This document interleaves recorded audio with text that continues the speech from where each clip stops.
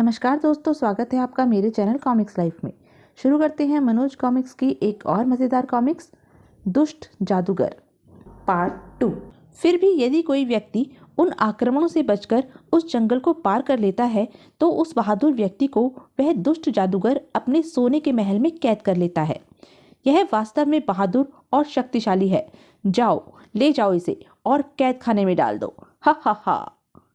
जब चिड़िया कहानी सुनाकर खामोश हुई तो राजा ने आश्चर्य से पूछा, वास्तव में बड़ा भयानक है वह, लेकिन वह जादूगर ऐसे बहादुरों को कैद करके करता क्या है आखिर? चिड़िया ने फिर कहना शुरू किया, उसे 101 बहादुर एवं शक्तिशाली व्यक्तियों की आवश्यकता है। उनका खून पीकर वह कायाकल्प कर एक सुंदर और शक्तिशाली नौजवान बनना चाहता है। इस समय वह 150 वर्ष का भद्दा बूढ़ा है। यदि उसे 101 बहादुर एवं शक्तिशाली व्यक्तियों का खून मिल गया तो वह उसे अपनी मंत्र शक्ति से पीकर अजर अमर हो जाएगा। फिर उसे संसार का कोई भी मनुष्य समाप्त नहीं कर पाएगा। हा हा हा। पूरे 50 हो गए। ऐसा वह अपने सोने के महल में कैद अपूर्व सुंदरी चंद्रदेश की राजकुमारी चंद्रिका से विवाह करने के लिए भी कर रहा है, जिसे वह 1 वर्ष पूर्व ही उसके देश से उठा कर लाया है। वह दिन दूर नहीं सुंदरी, जब तुम्हारी शर्त पूरी हो जाएगी और मैं अजर अमर हो तुमसे विवाह रचाऊंगा। लेकिन तुम्हें यह सब कैसे मालूम हुआ और तुम वास्तव में कौन हो? मैं भी एक देश की राजकुमारी हूँ राजन। 25 साल पहले वह दुष्ट मुझे मेरे देश से उठा लाया था और जबरदस्ती मुझसे विवाह कर लिया। मैं चाहकर भी उसके फंदे से नहीं निकल सकी। अब तुम यहाँ की मलिका हो प्रिय, आओ मेरे पास आओ। नहीं नहीं, परंतु उसके सामने मेरी एक न चली और मैंने मन मारकर अपने आप को भाग्य के सहारे छोड़ दिया। लेकिन 1 वर्ष बाद ही। जाओ, इसे मेरे रंग महल में पहुंचा दो। कल मैं इससे विवाह कर इसे अपनी नई मलिका बनाऊंगा।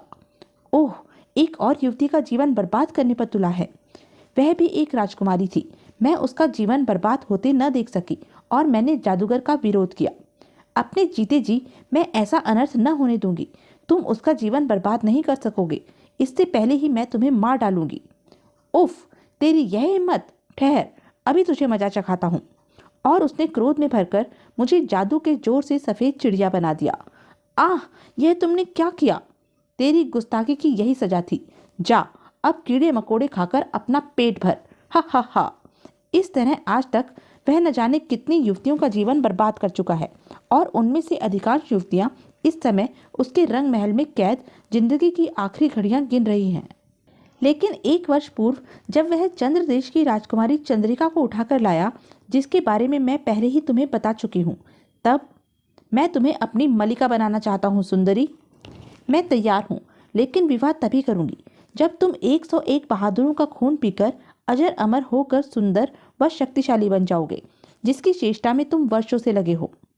यह मैं नहीं जानती थी कि राजकुमारी को जादूगर के अजर अमर होने का भेद कैसे मालूम हो गया था और उसकी सुंदरता पर मोहित जादूगर तुरंत उसकी शर्त मान गया। ठीक है सुंदरी, मुझे तुम्हारी शर्त मंजूर है। मैं अपनी शक्ति प्राप्त करने के बाद ही तुमसे विवाह करूंगा। तब तक तुम यहाँ आराम से रहो। वाह, खूब समझदार निकली। जादूगर मूर्ख बन गया। चलो, कुछ समय के लिए तो छुटकारा मिला। शायद कोई बहादुर मुझे इस बीच इसकी कैद से मुक्ति दिला दे। मैंने भी प्रतिज्ञा की थी कि मैं उसे समाप्त करके ही रहूंगी, अतः मैं भी अपनी चेष्टा में लगी हुई थी। बहादुर व्यक्तियों को उसके महल तक ले जा रही थी ताकि वे किसी तरह उस दुष्ट को समाप्त कर सके। वह रहा उसका सोने का महल। बस इससे आगे मैं तुम्हारी कोई सहायता नहीं कर पाऊंगी। उस दुष्ट से निपटना अब तुम्हारा काम है। यदि सफल हो गए तो उसका अनमोल व अपार खजाना तुम्हारा हो जाएगा। ठीक है, परंतु आज तक उस दुष्ट जादूगर के जादू के आगे किसी भी बहादुर की एक न चली। हा हा हा। बचाओ! और जादूगर ने उन सबको भी अपने महल में कैद कर लिया। सारी कहानी सुनाकर चिड़िया अंत में बोली, इस तरह मेरी आज तक की तमाम चेष्टा बेकार ही गई राजन, परंतु मैं अभी भी निराश नहीं हूँ। इसलिए तुम्हारे पुत्र को लेकर मैं एक अंतिम चेष्टा और कर देखना चाहती हूँ। मगर इसके लिए मेरे एक पुत्र की क्या आवश्यकता? मैं आज ही अपनी सेना को भेजकर उस दुष्ट जादूगर को पकड़वा मंगाता हूँ। नहीं राजन, यह काम इतना आसान नहीं जितना कि तुम समझ रहे हो। वह जादूगर अपने जादू के जोर पर तुम्हारी सारी सेना को समाप्त कर डालेगा। उसको कोई बुद्धिमान व्यक्ति ही छल कपट से मार सकता है। लेकिन चिड़िया रानी, तुम मुझे एक मौका तो दो। यदि मेरी सेना उस जादूगर को पकड़कर न ला सकी तो फिर तुम मेरे पुत्र को ले जाना। जब राजा ने काफी प्रार्थना की, ठीक है, यदि तुम नहीं मानते तो यह भी करके देख लो, मैं फिर आऊंगी। धन्यवाद चिड़िया रानी। और वह उड़ती हुई राजा की नजरों से ओझल हो गई। महल में पहुंचकर राजा सूर्यराज ने तुरंत सेनापति को बुलवा भेजा और उसे सब कुछ समझाकर दुष्ट जादूगर को पकड़ लाने का आदेश दिया। सेनापति एक विशाल सेना को लेकर जंगल की ओर चल पड़ा। चलो, लेकिन सेना अभी जंगल के बीच में ही पहुंची होगी कि भयानक आंधी ने उन्हें घेर लिया और सारी सेना हवा में उड़कर मर खप गई। जब राजा के पास यह खबर पहुंची तो उसने और बड़ी सेना उस जादूगर को पकड़ने के लिए उसके महल की ओर रवाना की। जब दूसरी सेना जंगल के बीच में पहुंचती तो अचानक एक ओर से पानी की तेज लहरें उठी। वह देखो, भयानक समुद्र की लहरें! भागो भागो, वरना कोई नहीं बचेगा।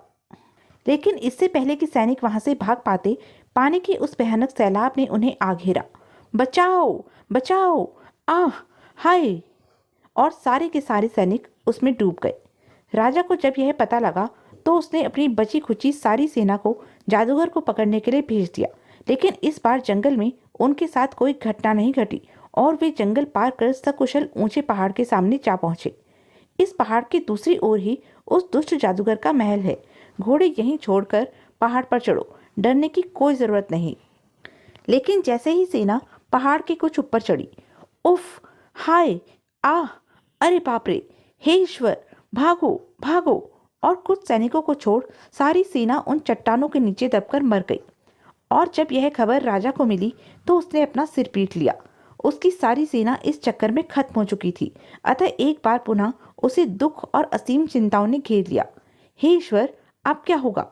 अब तो सेना भी नहीं, क्या चिड़िया रानी को अपना एक पुत्र देना ही होगा? जब दोनों राजकुमारों ने अपने पिता को अति दुखी और चिंतित देखा। क्या बात है पिताश्री, आप इतने दुखी और उदास क्यों हैं? हाँ पिताश्री, हमारे रहते आपको किस चीज का दुख है? आज्ञा दीजिए, प्राणों पर खेलकर भी हम आपका दुख दूर करेंगे। हाँ हाँ स्वामी, कहिए ना।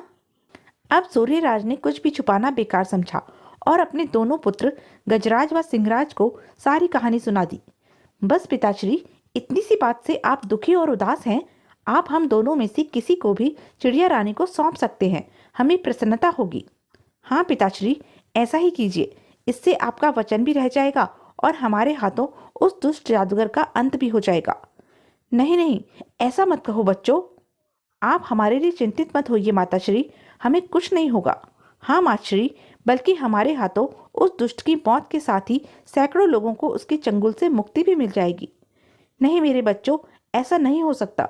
जिस दुष्ट जादूगर को मेरे सैकड़ों सिपाही नहीं समाप्त कर सके, उसे भला तुम दोनों मासूम किस प्रकार समाप्त कर पाओगे? आप हमें मासूम और नादान मत समझिए पिताश्री, हम अवश्य ही उस दुष्ट जादूगर को मारने में सफल होंगे। आप अपने वचन का पालन कीजिए। भैया ठीक ही कह रहे हैं पिताश्री, यदि हम में से एक के प्राण चले भी गए तो क्या हुआ, आप अपने वचन का पालन कीजिए। राजा सूर्यराज अपने दोनों बेटों के साहसिक उत्तरों से निरुत्तर हो उठे। फिर वह इससे पहले कि कुछ कहते तभी सफेद चिड़िया उड़ती हुई वहां पहुंची। ओह, वह आ गई। हे ईश्वर, अब क्या होगा? प्रभु, हमारे बच्चों की रक्षा करना। राजा, अब तुमने क्या निर्णय किया है? मेरी बात को न मानकर तुमने अपने एक पुत्र के प्राण हेतु सैकड़ों बेगुनाहों को मरवा डाला। क्या अब भी तुम अपने वचनानुसार अपने एक पुत्र को मेरे साथ नहीं भेजोगे? परंतु राजा के उत्तर देने से पहले ही राजकुमार गजराज बोल उठा। चिड़िया रानी, तुम नाराज न हो, मैं तुम्हारे साथ जाने को तैयार हूँ। तो चलो मेरे साथ। नहीं, मैं जाऊंगा चिड़िया रानी के साथ। पिताश्री, मुझे आज्ञा दीजिए। ऐसा नहीं हो सकता भैया, चिड़िया रानी के साथ मैं जाऊंगा। दोनों के बीच जिद होते देख राजा ने गजराज को ही चिड़िया रानी के साथ जाने की इजाजत दी।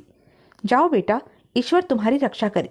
धन्यवाद पिताश्री, आप निश्चिंत रहे, मैं उस दुष्ट जादूगर चामुंडा को मारकर शीघ्र ही वापस लौटूंगा। सबने भरे हृदय से राजकुमार को विदा किया और चिड़िया रानी राजकुमार को अपने साथ ले जंगल की ओर उड़ चली। मेरे पीछे पीछे चले आओ राजकुमार। सफेद चिड़िया राजकुमार गजराज को लेकर जंगल में प्रविष्ट हुई। काफी भयानक जंगल मालूम पड़ता है। लेकिन जैसे ही वे दोनों जंगल के बीच एक निश्चित स्थान पर पहुंचे, उन्हें चारों तरफ से बहुत ही भयंकर भयंकर आवाजें सुनाई देने लगी, परंतु दिखाई कोई भी नहीं दिया। भाग जाओ भाग जाओ, हा हा हा, मार दिए जाओगे। ओह, ये भयानक आवाजें कैसी हैं? सावधान राजकुमार, दुष्ट जादूगर की सीमा आरंभ हो चुकी है और यह भयभीत करने वाली आवाजें उसी का मायावी जाल हैं। डरना मत, मैं जरा भी भयभीत नहीं हूँ चिड़िया रानी। शाबाश, तब आगे बढ़ो। यहाँ से आगे मैं तुम्हारे साथ नहीं जा सकती। यदि दुष्ट जादूगर को मालूम हो गया तो वह बगैर तुम्हें आगे बढ़ने का मौका दिए तुरंत समाप्त कर देगा। ठीक है, और राजकुमार को चेतावनी दे चिड़िया उड़ गई। राजकुमार अकेला आगे बढ़ा। तभी हा हा हा, चले जाओ, भाग जाओ। इस स्थान से आगे बढ़े तो मौत के घाट उतार दिए जाओगे। ठहर दुष्ट जादूगर के मायावी रक्षक, मैं तुझे अभी मजा चखाता हूँ। और एक भरपूर वार खोपड़ी पर किया। कड़ाक! आह! एक भयानक धमाके के साथ ही खोपड़ी कई टुकड़ों में विभक्त हो अदृश्य हो गई और उसके अदृश्य होने के साथ ही चारों ओर से आने वाली भयंकर आवाजें भी शांत हो गई। ओह, खोपड़ी गायब और सब कुछ शांत। मुझे रुकना नहीं चाहिए। राजकुमार निडर हो आगे बढ़ा। बस जंगल अब समाप्त ही होने वाला था कि तभी उसे दूर एक तालाब दिखाई दिया। वाह, कोई छोटा सा तालाब ही मालूम पड़ता है। चलकर पहले प्यास बुझाऊं, फिर कुछ खाऊंगा। राजकुमार तालाब के निकट पहुंचा और घोड़े से उतरकर पानी पीने लगा। पानी तो बहुत मीठा है। तभी हा हा हा, उफ, यह कैसी मुसीबत! क्या तालाब में से निकले राक्षस के चंगुल से भी राजकुमार गजराज बच पाया? दुष्ट जादूगर चामुंडा, क्या राजकुमारी चंद्रिका की शर्त पूरी कर 101 बहादुर इंसानों का खून पीकर अजर अमर हो सका, उससे शादी कर सका? क्या राजकुमारी चंद्रिका दुष्ट जादूगर की कैद से मुक्त हो सकी? सोने का महल का क्या रहस्य था? यह सब हम जानेंगे अपने अगले वीडियो सोने का महल में। तब तक के लिए बने रहें मेरे साथ। और हाँ, मेरे चैनल को लाइक, शेयर और सब्सक्राइब करना ना भूलें। धन्यवाद।